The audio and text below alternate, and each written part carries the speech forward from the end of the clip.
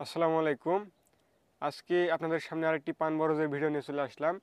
আজকে আপনাদেরকে জানাবো যে শীতের সময় পান বরজের পান পাতার কালার ভালো রাখতে এবং যেগুলো আগা পুড়ে যায় পানের সেগুলো রোধ করতে এবং সুস্থ সবল পান পাতা পেতে কি কি ব্যবহার করবেন সেগুলো নিয়ে আজকে আলোচনা করব বা সেগুলো নাম বলবো।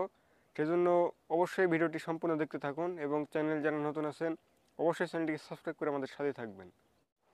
এই দেখুন বন্ধুরা, এই পান বরজের পান পাতার কালার কি সুন্দর আছে এবং পান পাতা কত বড় বড় ছাড়ছে। এই দেখুন উপরের পান পাতাগুলো দেখালে বুঝতে পারবেন। এই দেখুন কি সুন্দর এবং কত বড় বড় পান পাতা এবং কোনো দাগ নেই, কোনো স্পট নেই এবং খুব সুন্দর কালার হয়ে আছে। এরকম যদি পান পাতা যদি পেতে চান অবশ্যই আমাদের এই ভিডিওটি সম্পূর্ণ দেখবেন এবং পান চাষ সম্পর্কে খুঁটিনাটি সব বিষয় আমাদের চ্যানেলে তুলে ধরা আছে, সেগুলো গিয়ে অবশ্যই দেখে আসবেন।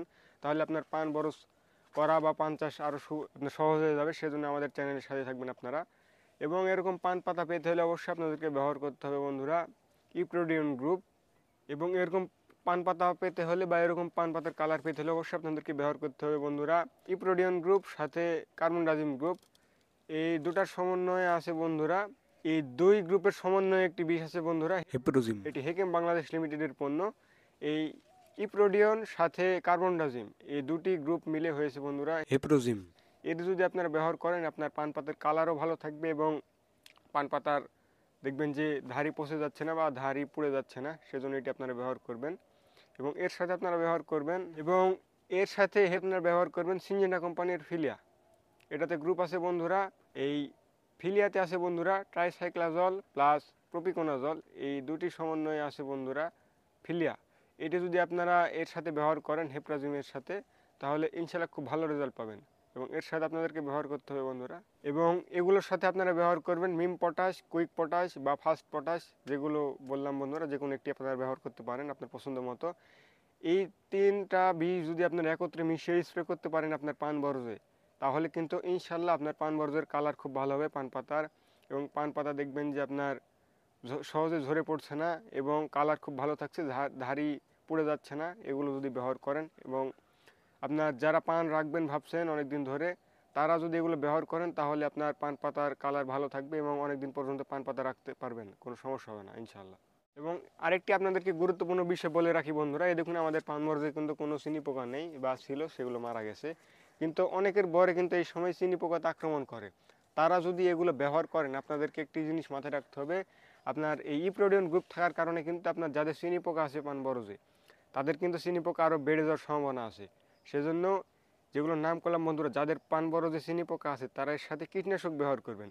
কীটনাশক হিসেবে আপনারা ব্যবহার করতে পারেন ইস্পাহানি কোম্পানির ইকোম্যাক বায়োক্লিন, এই দুটি বীজ ব্যবহার করতে পারেন।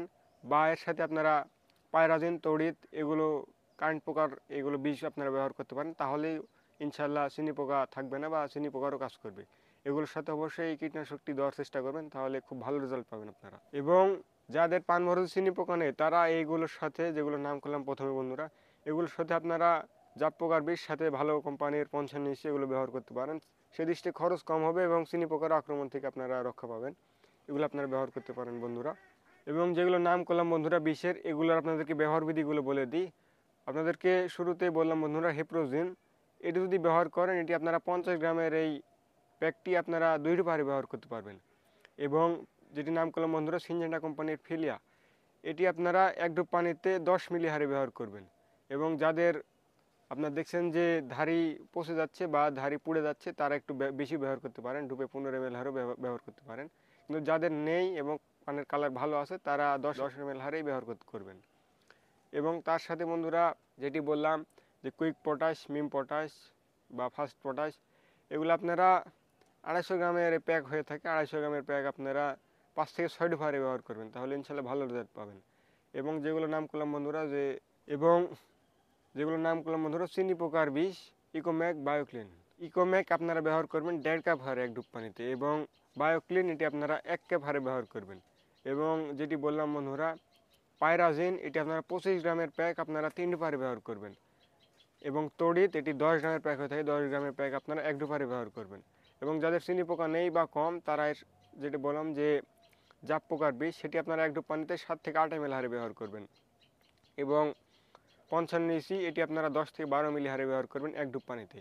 যে নিয়ম হারে দেখে দিলাম বন্ধুরা, এই নিয়ম অনুযায়ী যদি আপনারা ব্যবহার করতে পারেন আপনার পান বরজে, ইনশাল্লাহ আপনার পানের কালার খুব ভালো হবে এবং আপনার বরটি দেখতে খুব সুন্দর লাগবে এবং দীর্ঘদিন ধরে পান রাখতে পারবেন আপনার পান বরজে। সেজন্য যেগুলো নাম করলাম এগুলো আপনারা পরিপূর্ণ মাত্রায় ব্যবহার করে দেখুন বন্ধুরা, ইনশাল্লাহ ভালো রেজাল্ট পাবেন। চ্যানেলে যারা নতুন আছেন অবশ্যই চ্যানেলটিকে সাবস্ক্রাইব করে আমাদের সাথে থাকবেন এবং যারা এতক্ষণ সাথে ছিলেন সবাইকে ধন্যবাদ।